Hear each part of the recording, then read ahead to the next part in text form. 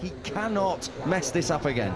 Yeah, he certainly can't. He's had 3 big fumbles in Moto E races this year, crashed out of promising positions in 3, and the 4th came yesterday in qualifying. But his mood is certainly a contrast to his teammate who starts from pole position, Eric Granado. You can see there trying to get himself in the zone. And here is Lorenzo Baldassarri all the way back, 13th and the 5th row. Disaster, his worst qualifying of his rookie season, but he is directly behind Mattia Casadei. It is the 5th row of the grid, the 4th and 5th rows of the grid for both of your championship leaders. They are tied on 132 points, but it is Eric Granado who's going to go from pole, and whether or not he's able to convert it once again remains to be seen. The safety car pulls away. We are just a few moments now away from going green for Moto E Race 1 at Misano.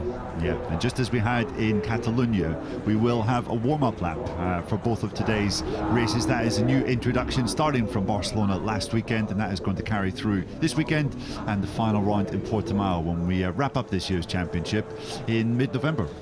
We are continuing to have a look at this grid. The grid is starting to clear now. This is back with Maria Herrera, who is going from the 5th row of the grid as well in 15th place. Welcome back to Maria Herrera on the Clint Forward Factory Team machine. She was back in World WCR duty last weekend at Magny-Cours, and unfortunately therefore could not come to Barcelona's Moto E meeting. You can see the Aruba Cloud Moto E team are just working their way off the grid, but Eric Granado primed and in position from pole.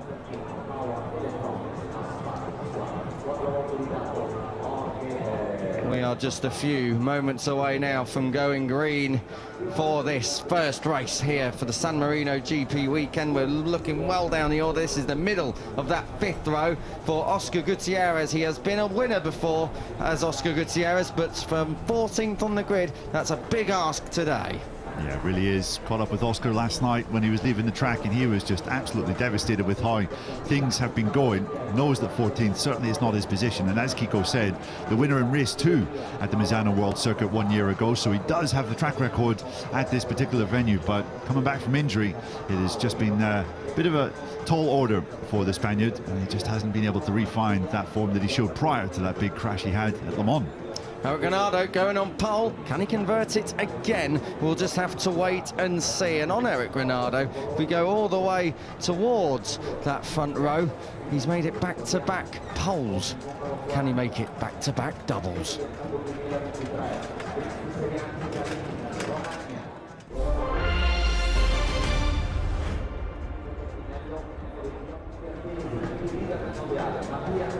Ready then to have a big old battle here at Misano. 7 riders are within striking distance of the championship lead should results go their way. We had a brief look through the front row, the 2nd row. Nicola Spinelli right in contention. Keep an eye on Matteo Ferrari, we heard from him, and Jordi Torres came through Q1 yesterday. He completes that 2nd row of the grid.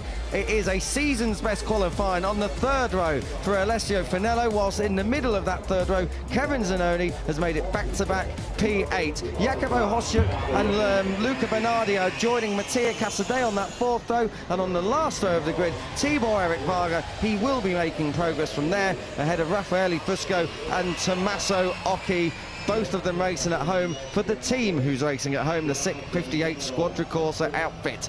We are going on our warm-up lap then here in Moto E. And Neil, of course, we had the news before that this is the last Moto E season, so it's here and Portimao before this lot all go off for a rather extended winter break until they find themselves some work for next year. I asked you for your memories of Moto E yesterday. What about your predictions today? Because I think we're in for a scrap and a half. Yeah. Was some sad news that came on Thursday that Moto E will go on hiatus for the foreseeable future. Perhaps we'll see it reintroduced into the Grand Prix program back again in a couple of years' time. But yeah, just means we have these 2 rounds to deal with. We need to make the most of them for sure. And looking at the predictions today, I think there's so many potential winners, potential podium sitters. I rather like the look of Alessandro Zacconi coming from the middle of the front row in 2nd position. Number 61, I think, has been looking pretty strong this weekend. I am going to go go for your pole sitter, Eric Granado. I just think he's in such good form of late, but don't discount Andrea Mantovani. He likes a front row conversion. And we haven't forgot about you, Elliot, down in pit lane. Who are you going for, Sam? I actually agree with Neil that I feel like this is Zacconi's race, but I'll go different. I'll go middle of the second row, Matteo Ferrari. He sounded confident when I spoke to him, so yeah, an important race for the team and himself as well to get himself back into that championship fight properly. Yeah, thanks, Elliot. You could just see Matteo Ferrari running that special Grassini colour scheme that we've seen from that team over the past couple of years at this home venue. Just to make our lives a little bit more complicated up here in commentary, you can see the 72 of Alessio Finello. He's the other one as well who is in that special liveried Grassini machine. Eric Granado, though, for the LCRE team. Well, what contrasting fortunes we had yesterday for those guys. Keep an eye on that fourth row of the grid. Mattia Casadei is going to be coming through to number 40. Look how determined he looks, and don't write off Lorenzo Baldassari just yet as we get ready to get underway here. And Eric Granado and Alessandro Zacconi are going head to head down towards the park chicane, and turn one. Zacconi is the rider who gets there first and leads the charge down in towards turn two. Hold your breath, because this is very, very tight. You don't want to have any misdemeanors here on the opening lap. But everyone safely through. Next pinch point down towards turn 4. Spinelli from fourth, and the grid is up towards second place and gets ahead of your pole sitter Granado, who is under attack from Andrea Mantovani. Those two level on points in the championship, so that is a very, very important position gain from your number 9. But out front and down towards Quercia for the first time, it is Alessandro Zacconi, P2 to P1. Yeah, look at this from Hector Garzo, looking very aggressive on the first lap. He's jumped up 2 positions from 7th on the grid into 5th. He's having a look at Eric Granado down into turn number 8, and as you can see, Mattia Casadei has got away to a very steady start in 8th. He's jumped up 2 positions. Casadei up to 8th place, but it's Lorenzo Baldassari who's made a lightning getaway up from 13th to 9th. As we see, that's getting tight. Garzo, your outgoing champion, is going head to head there with your champion-elect Mattia Casadei, who is alongside Jordi Torres but slips in behind him. So Torres started 6th, moves back just 1 place to 7th. Behind Casadei, it is Lorenzo Baldassari. That was getting tight coming through turn 12. This is 13. Now hold your breath for 14. Mantovani looking on the inside. Garzo letting the brakes off, and his leg off the footrest, parks it up the inside of Matteo Ferrari, gets that position made, and Jordi Torres, like a rat up a drain pipe, pinches that place too. So Torres back up to where he started. Garzo a flying start, 7th up to 5th as they complete the opening lap. Zacconi, Spinelli, Mantovani, the home heroes are doing justice for the fans' attendance here. Granado, your pole sitter, a distant 4th already. 5th place for Garzo, Torres, Ferrari, Casadei and Baldi, your top 9. Yeah, I'm sure Matteo Ferrari did not expect to have Mattia Casadei 1 place behind him after the first lap. It's been a tough opening for the Grassini star, and this is really playing into the hands of Alessandro Zacconi. Nearly 3/10 of a second of an advantage across the line after lap 1. He's built up half a second over Mantovani in 3rd, and Zacconi played this first lap to perfection. He has indeed. Zacconi really got the job done off the start, didn't he? Got the launch and got track position ahead of Eric Granado. They come down towards Quercia. This is the battle for second. Andrea Mantovani is up the inside of Spinelli, and that is a great move. You just hold it off. She forces Spinelli wide. Mantovani has the high ground. It is so funny. Just when you think Mantovani is out of this title race, he's going to come racing back into it as him and Zacconi, they are really looking strong here in race 1. This is the battle further back for 5th, 6th, 7th, 8th and 9th. It is very, very tight back there, but it's all line astern so far. Yeah, that was a nice move from Kevin Zanoni on the underside of Lorenzo Baldassari as Jordi Torres puts a good move on Garzo for 5th through Curvoni. That was brave stuff from the number 81. Jordi Torres jumping up 1 position from where he qualified, and you can see I think Eric Granado was a little bit shell-shocked on that first lap after he was demoted from 1st to 3rd, but he's managed to steady himself and he's now right on the back of Spinelli. Eric Granado just needs to stay with these front 3, you feel. Jordi Torres looks like he's got some pace, so let's keep an eye on that gap as well between Granado and Jordi Torres, between P4 and P5, but they come across the line one more time. 5 laps to go. Granado with the fastest lap of the race, and he's now climbing all over the back of Nicolas Spinelli. There'll be no move through turns 2 or 3, but you can guarantee that Granado will have seen where Spinelli was weak. Last time around that was at turn 8, so maybe he's going to get ready to pounce this time around. As it stands, oh, he's not waiting until turn 8, it's turn 4, and he gets the job done. Lovely stuff for the Brazilian, so he's back up into the podium position. positions, whilst look who's out front charging here. Andrea Mantovani was strong down towards turn 8 last time on Nicola Spinelli. Is he strong enough to mount a charge this time and hit the front? He's alongside. Does he let the brakes off? He thinks about it, but he can't. Spinelli retaliates on Granado. That's down at turn 8. Does he run wide, as we so often see? No, he doesn't. So Spinelli takes that P3 back. Granado relegated back to 4th, but Andrea Mantovani is riding pillion with Alessandro Zacconi up here at Tremonto, turn 10. Yeah, he is so much faster than Zacconi up ahead, it seems. He was 2/10 quicker the last time around, but Mantovani, you have to feel a move for the lead is only a matter of time. It won't come into Carboni just here, but he is placed very, very well for a potential attack down into turn 14. You can see they've just got a bit of a gap over 3rd position. Nicola Spinelli 0.6 of a second back in 3rd. Mantovani not quite close enough this time around into turn 14. You had to think about it though, and perhaps a little bit of a dress rehearsal to come storming through in the latter stages of this one. We're going to come through turn 15 as we take a look back through the pack. Casadei has got some distance now over Lorenzo Baldassari, so between 9th and 10th there's about 4/10 of a second, I'd say. I think Zanoni has actually got ahead of Casadei on that lap as well. Down across the line, Zacconi from Mantovani still. Spinelli looked a little bit out of shape there in turn into P3, but gathered it up.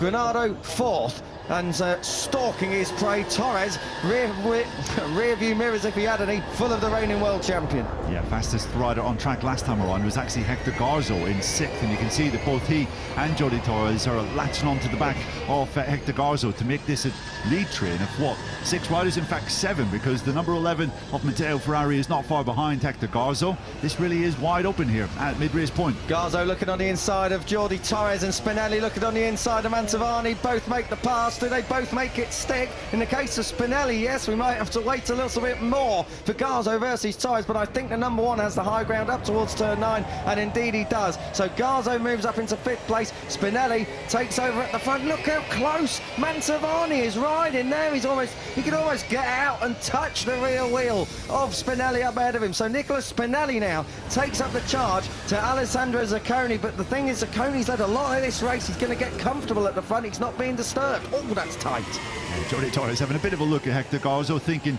better off it down into turn number 12 and 13. Garzo a little unsettled on the brakes just there. I think it's pretty clear, Kiko, that neither Casadei nor Baldassari have the pace to go with this lead group. They're getting dropped back in 9th and 10th position as it stands. Just when you needed a round to not drop the ball. Both Casadei and Balda dropped it yesterday, and they have not fought their way through this pack like we thought they would. It might just be those race 1 nerves. When we go green later at 4:10 local time, it might all be different. 3 laps to go, and it's a track limits warning now for Mattia Casadei. Now, he had one of these back at Assen before he crashed, so Mattia Casadei won't be wanting to exceed track limits too many more times. There's still 3 to go.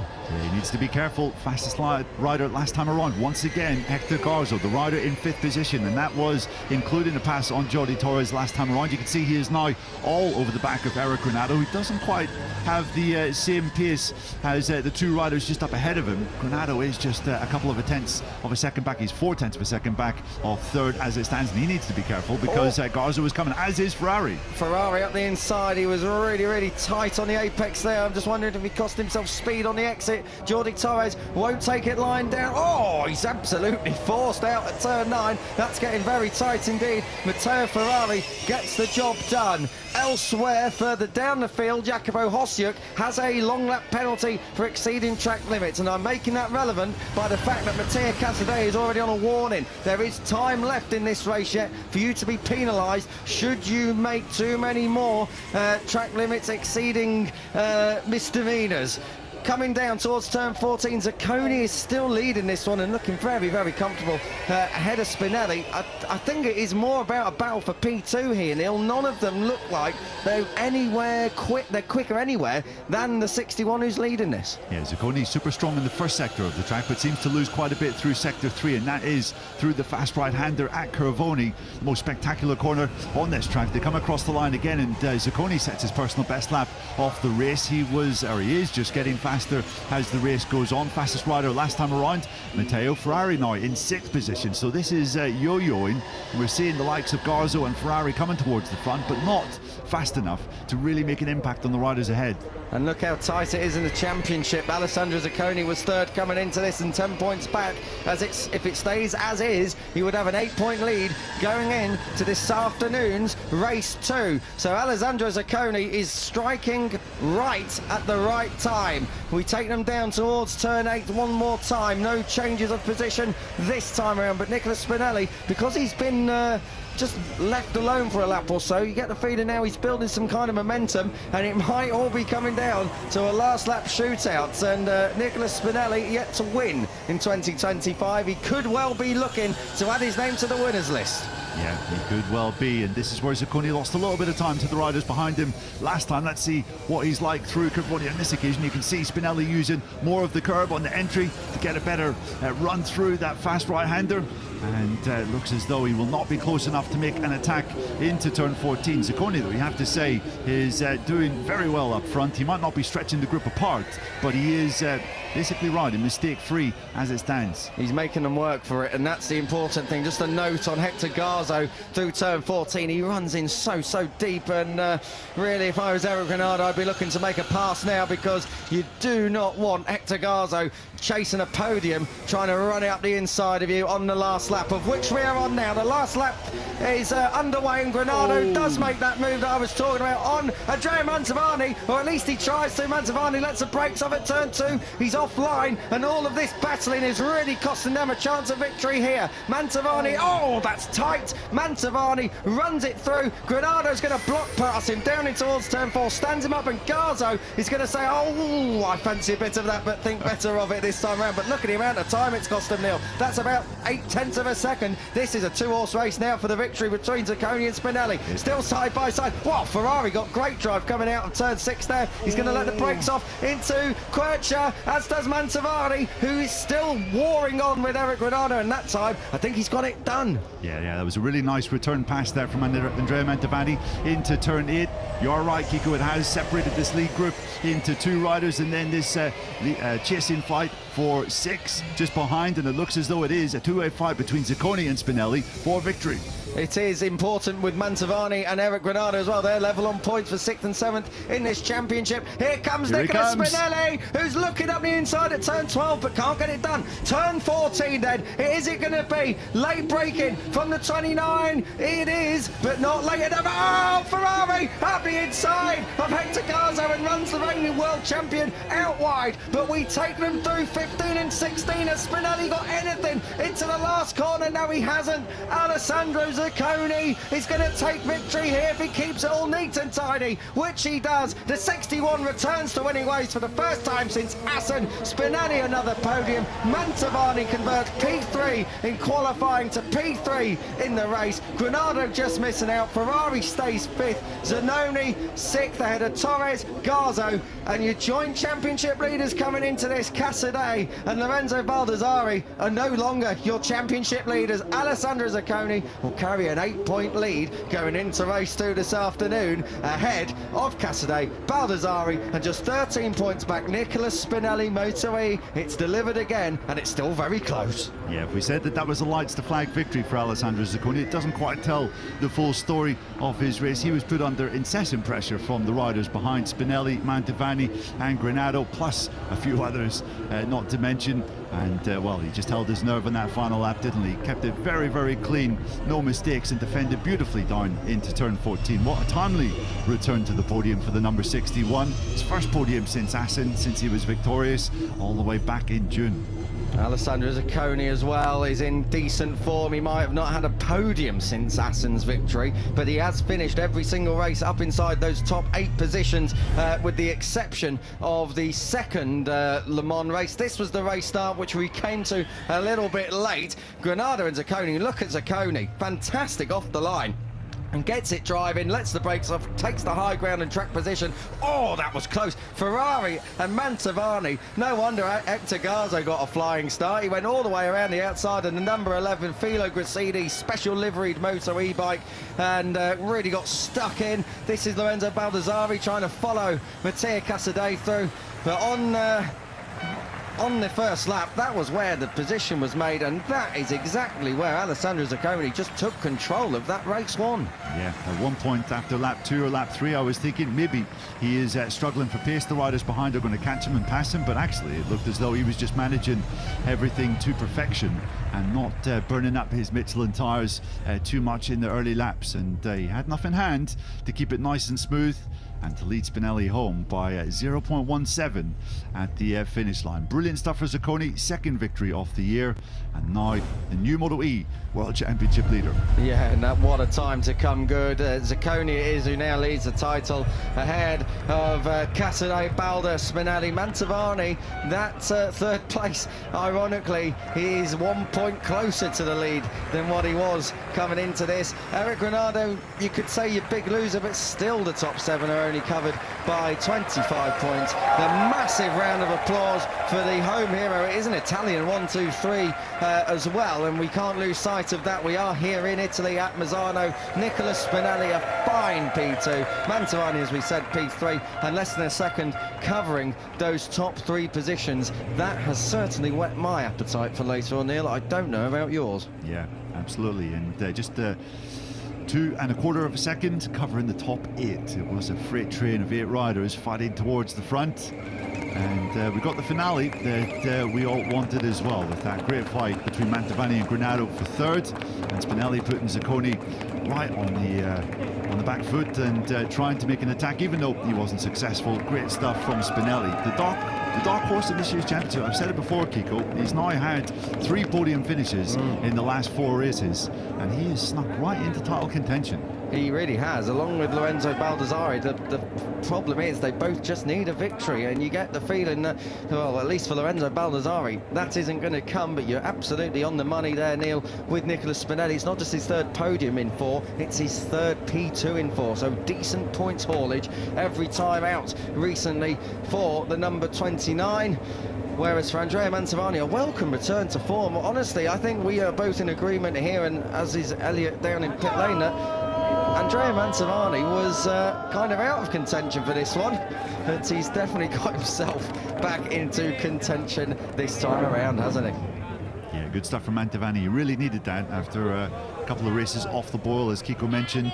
Just wasn't his usual self in Austria, Hungary or Barcelona, but back on home soil and back in the mix. And just getting the word there that he has to go and speak to our very own Elliot York. I'm sure the interview will be coming up pretty soon.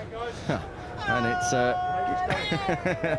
the celebrations are always good when Andrea Mantovani is around, but I am fairly sure Andrea Mantovani's interview is going to be pretty special once he's put the P3 down.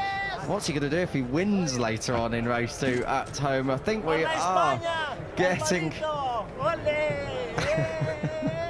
We're getting something, that's for sure. I thought we were going to get Mantovani's interview there. We're going to have to wait for that one, but definitely the best hairstyle on the grid. I won't say in the paddock, because obviously we know whose honour that goes to, don't we, Neil?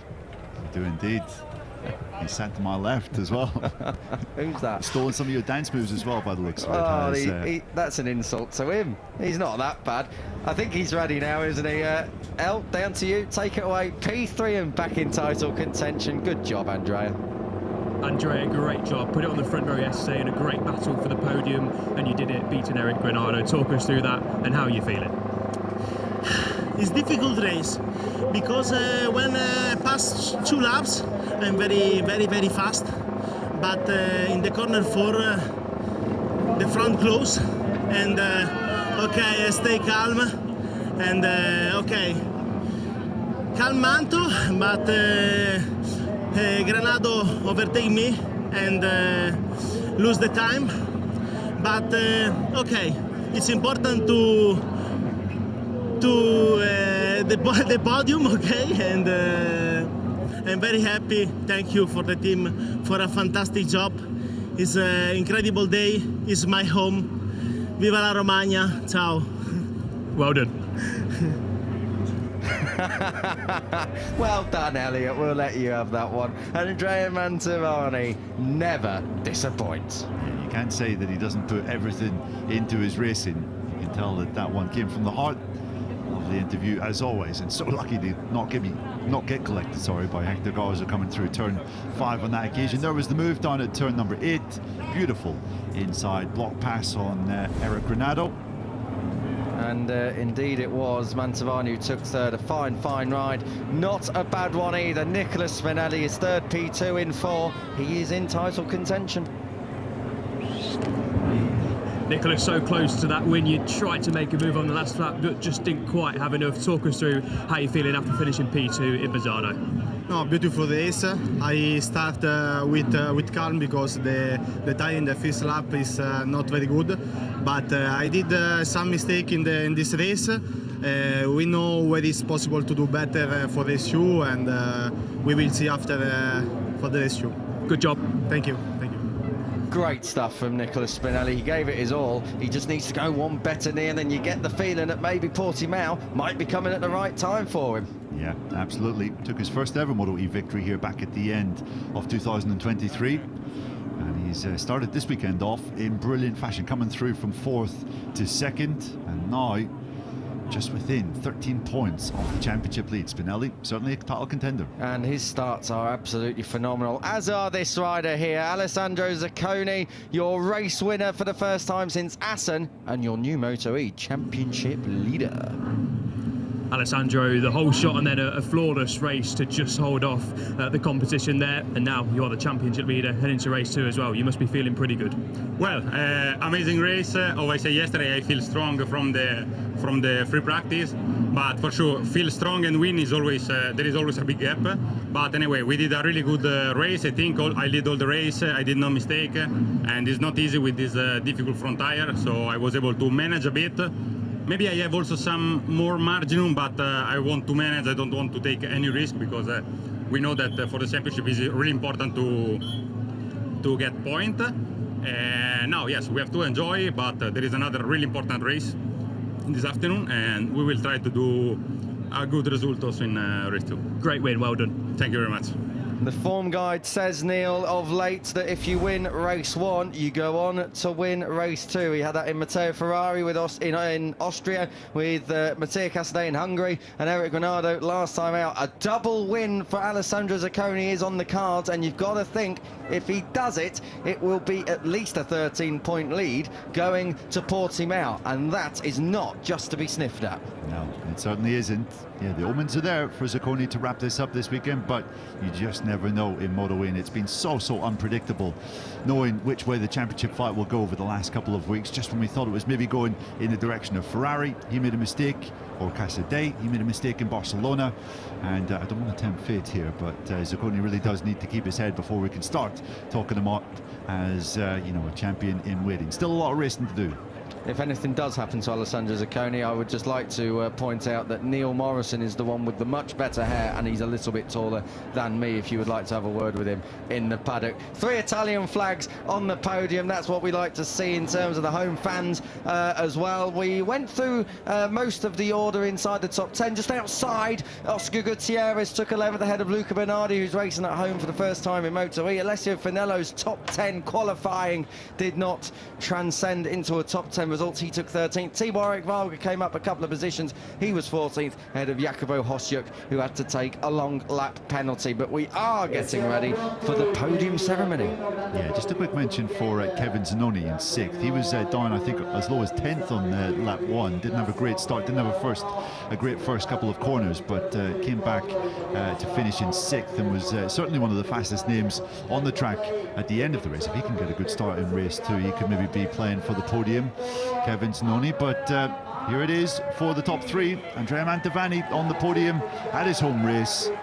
Great to see that big smile back on the box, and he has restarted his championship challenge after a few rounds in the wilderness. Yeah, his last rounds after Assen, no top 7 for Andrea Mantovani. He's now racing at home, and he's back on the podium. It's his 4th of the season, but his first P3. Nicholas Spinelli, it took him a long time to get those podiums. They first started coming at the end of the Hungarian round, but ever since then he's had 3, and the only other one where he wasn't on the podium, Catalonia race 1, That was a P5 with the fastest lap. And for your winner, Alessandro Zacconi, it is a 4th podium of the season, but it is a first since Assen. It feels like we've rolled back the rounds with Zacconi and Mantovani up there on the podium, doesn't it? Yeah, absolutely. A few races since we've seen them fighting at the very, very front, but 2 good races here today will do wonders for the Championship Challenge, and it is the Victor's Trophy for the 2nd time this year. Alessandro Zacconi on the top step. And for that, it's going to be the national anthem of Italy.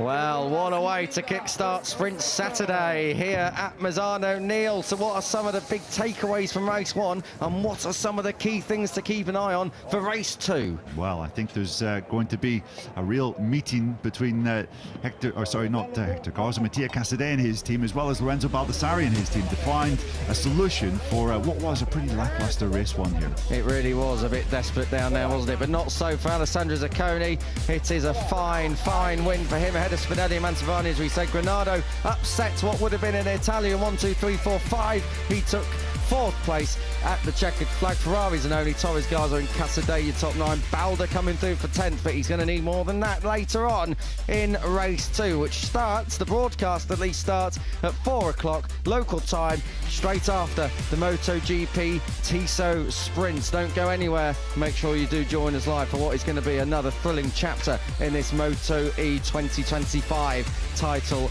race. Alessandro Zacconi moves up 2 places from 3rd to 1st and dislodges Casadei and Baldassari's joint championship lead efforts, and between them now it is just 9 points across the top 3. It has got even closer, can you believe it? All the way through the order we go. The team standings, LCR E-Team are still at the top, 23 ahead of Dynavolt Intact GP, and the Aspar team, they're in 3rd. 4th, the Aruba Cloud Motor E-Team, courtesy of Zacconi's win earlier on in race 1. We are going to leave you with the highlights. Myself, Kiko Giles, I'm checking out of here. Lewis Sotheby is moving in. That's because we've got Moto3 qualifying coming up in the company of Lewis and Neil Morrison, who stays put. See you later for race 2 in Moto E. Enjoy.